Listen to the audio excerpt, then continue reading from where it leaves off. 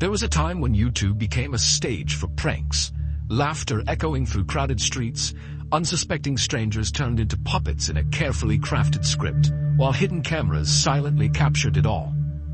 But among the sea of forced laughter and orchestrated surprise, there was one prank that wasn't like the rest.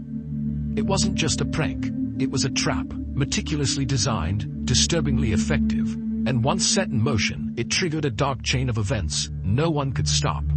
A ripple of consequences that crawled far beyond entertainment and into the real lives of those involved. This wasn't a joke anymore, it was a nightmare disguised as laughter. The fallout didn't end with a few online shocks. This was scandal on an international scale, the kind that destroys reputations, fractures lives, and leaves invisible scars on those who witnessed it. And yet, somehow, the world forgot. Buried beneath new trends, lost in the algorithm. But the truth never disappeared. It was just waiting, lurking in the shadows.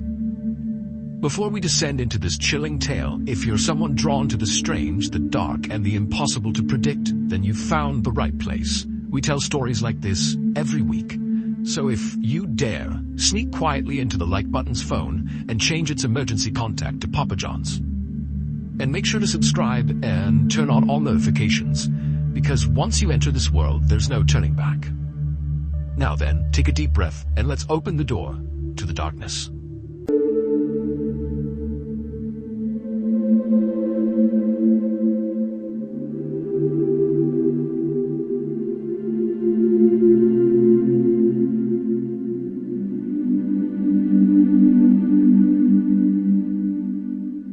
On the night of February 12, 2017, a young woman named Siti Aisha saw something coming over to her that surprised her so much that she gasped and she put her drink down on the bar. The bar she was at was called the Hard Rock Cafe in Kuala Lumpur, which is the capital city of Malaysia. This night for Siti had already been one of the best in recent memory, but now it was getting even better because a waitress was walking over to her, carrying a birthday cake with a candle lit in the middle, and Siti knew it was for her. So she stepped forward kind of bashfully, and all of Siti's friends who were there with her kind of formed up around her, and as the waitress came over to Siti, the friends all immediately began singing happy birthday to Siti. It was Siti's 25th birthday, and she could not believe how far she had come.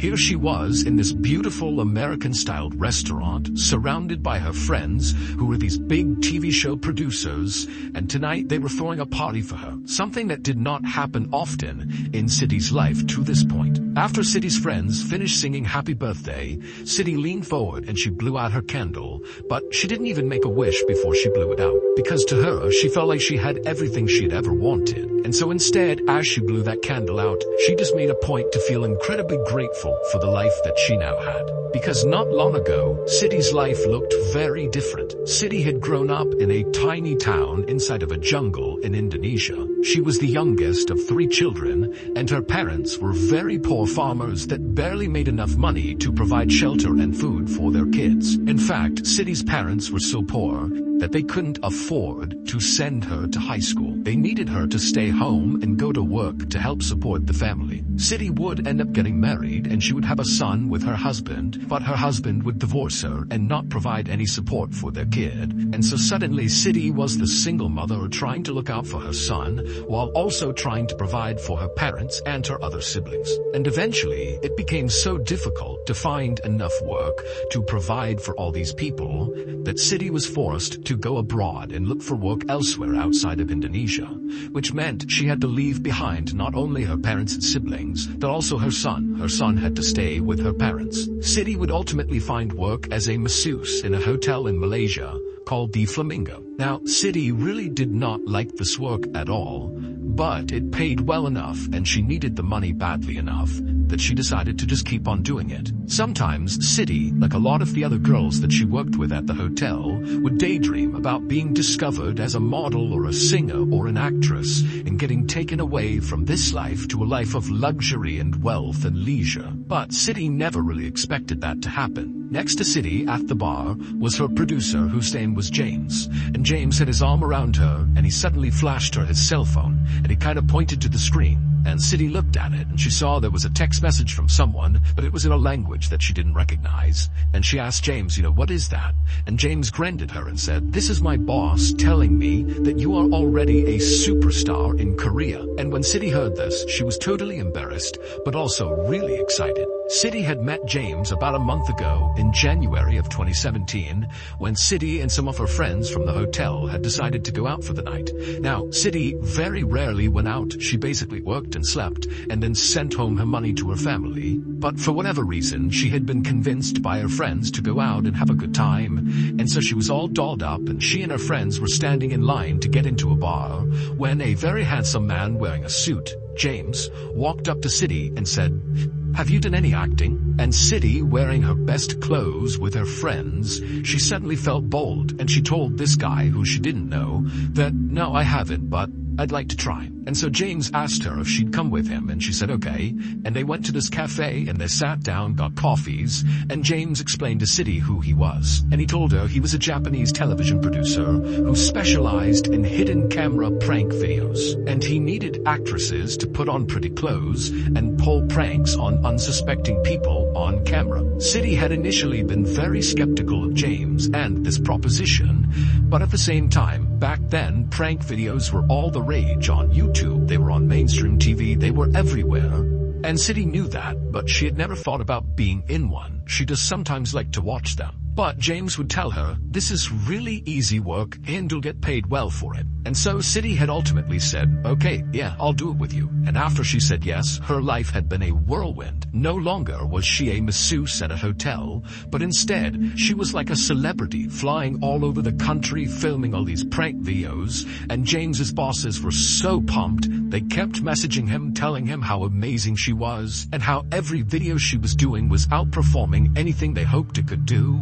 I mean, everything was going perfectly. City took a few more bites of her birthday cake, and then she checked her watch and saw it was almost 10 p.m., which for James and her other friends might be early, but for City, that was pretty late. Plus, she had already had a lot of alcohol that night, and so that was making her more tired. And so she told James and the others she was gonna leave. She thanked them for the party, and then she headed out and went to her hotel. As soon as City was in her room, she immediately called her mother. City and her mom talked all the time, sometimes multiple times a day, and this night, City just really missed her mom, and she really missed her son. And as soon as she called her mom picked up, and they chatted for a bit, and City told her all about how she'd had this amazing birthday party, and how excited she was about the next day, because they were shooting a really big prank. It was going to be their biggest one yet, and it would have the biggest payout of any of the videos she had done so far. This one, tomorrow, was going to pay her $100. And City told her mom, "Don't worry, I'm sending all of it back home to you all." City's mother was so thankful and so excited for her daughter, and she said, "That's wonderful, get a good night's sleep, and I'll be thinking of you tomorrow." And after that, City talked to her son for a couple of seconds, and then they hung up, and City crawled into bed. She turned off the light, and she tried to sleep. But she couldn't. She was too excited about tomorrow's shoot. She and James had been talking about this particular prank for the last week, and they'd been rehearsing it over and over again, and now here she was on the precipice of actually doing it in real life. The pranks that City did were all pretty similar and pretty simple. She and James would go to some train station or some hotel or some other public area, and they would identify an unsuspecting older man, and then City, all dressed up, would go up to the sky while she was being filmed at a distance, and she would either kiss the man on the cheek or spray him with perfume or rub chili oil on his hand, and then she would giggle and run away, and then the camera crew would zoom in on the man's face as he's kind of bewildered and trying to figure out why that had just happened. But tomorrow's prank, even though it was pretty similar to the one she had done, it would be the first time she'd be working with another actor. In fact, two other actors. One of the actors was a woman who would be doing the pranking with City, and then their target, the unsuspecting man, was also an actor. James and the Japanese television production company had insisted that for this prank to work, this guy really did need to be in on it. City had already met and rehearsed a couple of times with the other woman who she'd be doing this prank with, but she had not met the third actor, the unsuspecting man, yet. She'd be meeting him the next day, actually during the prank. City would eventually fall asleep that night, and then her alarm would go off fairly early the next morning, and when it did, City immediately got out of bed and she got dressed in a dark form-fitting outfit. She put on some red lipstick, and then she hustled out of her room downstairs and out of the hotel to meet James, the woman actress she'd be working with that day, and the other producers who were involved in the production. Then, as a big group, they hopped in a cab and went to the international airport where this big prank was going to take place. And when they got there, they made their way to a restaurant in the departures area to wait for the third actor, the unsuspecting man, to show up so they could begin the shoot. And while they waited, City and the other actress she'd be working with struck up a conversation. The other actress's name was Duan Thi Huang, and she was a 28-year-old woman from Vietnam. And just like City, she had come from a poor family, and she had gone abroad to find work to help support her family, and it was during this time that she was abroad that she was recruited to star in these prank videos. But unlike City, who daydreamed about maybe being a singer or a model or an actress or something someday, for Duan, acting was the only thing she ever thought of her whole life. The only thing she ever wanted was to be an actress. In fact, Duan had left school to pursue a career in show business. She had been on a show called Vietnam Idol, but unfortunately did not make it past the first round, and she'd actually done a few other prank videos with a different production company. But neither of those two ventures had ever really panned out. It wasn't until she was recruited by James and his team to be a part of these videos that Duan finally felt like she was on the right track. And as they talked, City couldn't help but feel like Duan was just a little bit weird. She did like Duan, she had no issues with her, but Duan had chose to wear for this big shoot today a very childish outfit. Instead of wearing something similar to what City had on, which City imagined she would be, Duan was wearing this weird, childish-looking t-shirt that just said LOL on it, and she was carrying around with her everywhere this huge, oversized teddy bear. But City just chalked it up to, maybe James and the other producers told Duan to dress this way, and that's why. The group took their time at breakfast inside of this restaurant, just waiting for this third actor to show up, and finally at 9 a.m., so after an hour of just sitting there, one of the producers actually said, "Hey, there he is, right there." And so City and Duan and James, they looked out into the very crowded area, and sure enough, where the producer was pointing was this guy who looked exactly like all of their other victims. He was this middle-aged, stocky guy carrying a briefcase who totally blended in with the hundreds of other people out there. And the producers told City and Duan that it looked like this actor had already begun the scene. He was already heading over to the self-check-in kiosk, which was like the start of this prank. And so they told City and Duan, go, start the prank. And so City grabbed the perfume that she was given to spray in this guy's face, and the producers rushed to rub this oil on Duan's hands along with give her a wet cloth, because that was what she was going to need for her side of this prank. And then City and Duan stood up and began making their way out into the very crowded terminal. And as she walked, City couldn't help but feel very nervous, because she knew this was her big chance to show James and the other producers that she could work well with other actors and that she could do a fairly complex prank. City and Duan made their way right behind the third actor, and as he continued to punch the screen of the self-serve kiosk, the two women split up just like they had rehearsed. City walked around the man and got on the back side of this kiosk, basically looking at the man who was looking down at the computer screen, and Duan stayed where she was. And then Duan looked up at City and nodded, which was the signal, at which point City rushed forward right in front of this guy who looked up and acted surprised. And then Duan ran up behind him and grabbed his face and rubbed her hands in that wet cloth all over his face. And then City, as soon as that was happening, sprayed the perfume on the guy's face as well. And then the two women kind of giggled and said sorry, and then walked away in separate directions. As City walked to the bathroom to wash the perfume off her hands, she was very conscious of the fact that she was still very likely being filmed. So she checked her hair a couple of times and made sure her clothes were just right, and then she disappeared into the bathroom she washed her hands, and then she looked up at the mirror and she smiled because she knew she had nailed this prank and she was going to be a star. After City had finished washing up, she left the bathroom and made her way over to the meetup point, kind of on the other side at the airport where Doan, James, and the other producers were going to meet up. But no one was there, and she thought that was weird because they had totally planned to meet at this point after the prank. But after a little while, City told herself that, maybe they had already headed down to the taxi waiting area, and that's where they are, and they're waiting for me. So City left the airport and went to the taxi waiting area, but when she got there, she found herself alone again. And so City would stand there looking around, waiting for about 15 minutes, and when still she didn't see anybody, she texted James and said, where are you? But she didn't get a response, and so feeling kind of annoyed, City finally just flagged down a taxi on her own, hopped in, and told the driver she just wanted to go back to her hotel.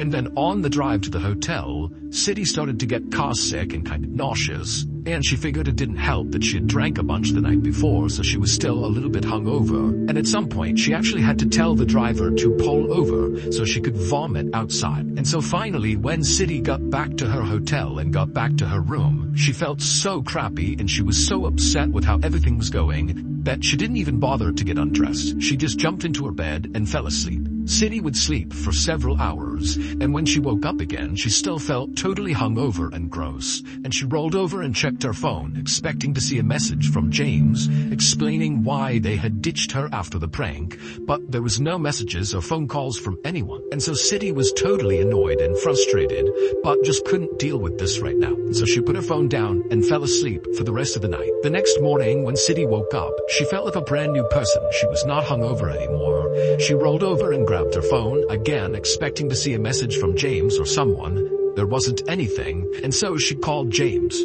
But as soon as she called him, she could tell his phone was now off. And so suddenly City thought to herself, wait a minute, did the prank go badly? Did I do something wrong? Is that why they're ignoring me? And then also City thought to herself, am I still gonna get paid for this prank? I told my family I was sending them $100. All day that day, City would sit on her bed in the hotel and call and text James, but James never got back to her. And City did not have the contact info for the other actors or the other producers, and so she was just totally stuck, not really sure what to do. And she just couldn't understand it. I mean, even if it had gone really badly, if she had blown that prank for some reason, she had spent the past 4 weeks with these people, specifically James, flying all over the country with him, going to dinners with him. He had thrown her a birthday party. They had all these long conversations about life. What could she have possibly done that would warrant this kind of treatment? And so by the end of that day, when still City had heard nothing, she just felt totally heartbroken and embarrassed and decided, you know what? I'm done with those people. Tomorrow I'm going home to my family.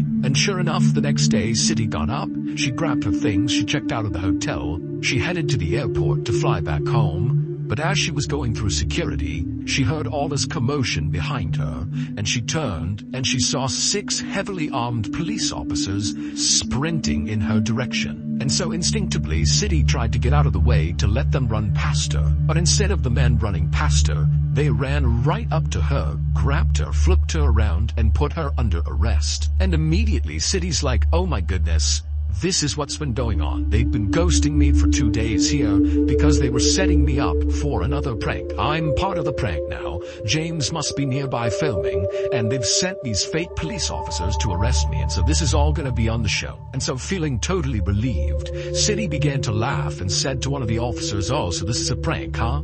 And the officer was like, no, this is real. You are under arrest. And when he told her what she was being arrested for, City nearly fainted. Here's what really happened during City's last big prank. After City and Doan had run up on the third actor and Doan rubbed that towel on his face and then City sprayed him with perfume, the 2 women had then disappeared into the crowd, and then the third actor just stood there staring blankly, and then he had kind of stumbled away from the kiosk over to a receptionist where he told her that he was feeling really dizzy. The receptionist could tell this guy definitely needed help. He was unsteady on his feet, his face was all wet, and he was speaking kind of frantically, and so she grabbed a few employees employees of the airport, and they clustered around him and began walking him to the medical clinic that was in the airport. And as they escorted him to this clinic, the man began saying he was in so much pain, and he kept walking slower and slower. And then finally, when they actually got him inside this clinic, just a couple of minutes later, he was on the ground having a seizure. Immediately, the medical staff rushed to the man's aid, and they injected him with a medicine to stop the seizure, and then with the help of airport staff, they lifted him up, put him on a stretcher, and then rushed him to an ambulance that was supposed to take him to the hospital. But he would die on the way there. City and Do-won had no idea this had happened to the third actor after the prank. The two women had gone into separate bathrooms and then basically just missed each other. They came out staggered to the meeting point and they didn't see anyone. They both went down to the taxi waiting area thinking that's where everyone had gone, and again City and Do-won just didn't see each other, and they both got in their own taxis and went back to their own hotels. As for James and the other producers, the reason they were absent after this prank had ended is because they planned to be absent after this prank. As soon as they saw City and Do-won pulling off this prank successfully, they all got up from that restaurant and promptly rushed to board planes that would take them out of the country. Because James and these other producers were not really producers. They didn't have a prank show. It was all a charade.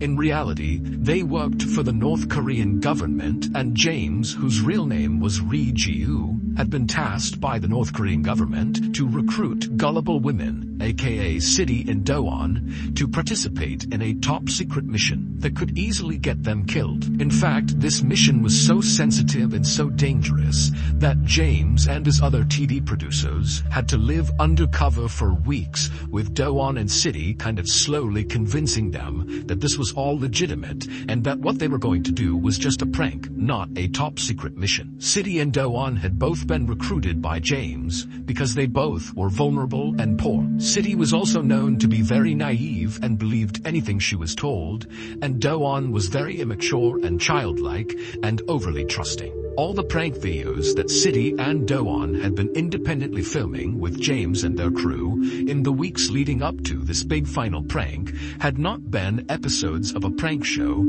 They were actually doing pranks on actual unsuspecting people, but it was all rehearsals. James and his crew wanted to make sure that City and Do-won, 1, thought this really was a prank show, and 2, that they were able to actually do the prank, that they wouldn't chicken out at the end. And on the morning of February 12th, 2017, the day of the big prank, which in reality was the big secret mission, the perfume that City was given was not really perfume, and the oil that was rubbed on Do-won's hands was not really oil. They were the ingredients for a deadly nerve gas called VX. Now, separately, these ingredients would not have harmed either of these two women. But when you combine those ingredients, that's when it turns into a deadly poison. And so that was why City and Do-won had been told to do this prank together, because James and his crew needed them to mix the VX gas on their target's face. And the target was not an actor. His name was Kim Jong-nam, and he had no idea what was going on when City and Do-won touched his face and sprayed him with perfume, but he was dead within 20 minutes, and his death would have been exceptionally painful. It would turn out City and Do-won had been tricked into participating in one of the biggest political assassinations in recent history, because Kim Jong-nam, the target, was actually the exiled brother of the leader of North Korea, Kim Jong-un, and it's widely believed that Kim Jong-un is the one who actually authorized this assassination. Both City and Do-won were initially charged with murder in Malaysia, which comes with an automatic death sentence, but those charges were quickly dropped when it was discovered that these two women were clearly victims as well. Surveillance video at the airport shows City and Do-won handling the extremely deadly nerve agent ingredients so casually, and then after they pulled off their prank, which meant they now had VX gas on their hands, they casually were touching their hair and touching their clothes. It's obvious they have no idea what they're doing. The sickness that City started to feel after the prank was not a hangover. Those were symptoms of VX gas poisoning. It just wasn't enough to kill her. Neither James nor any of the other TV producers has ever been arrested, and to this day, North Korea still says they had nothing to do with this assassination.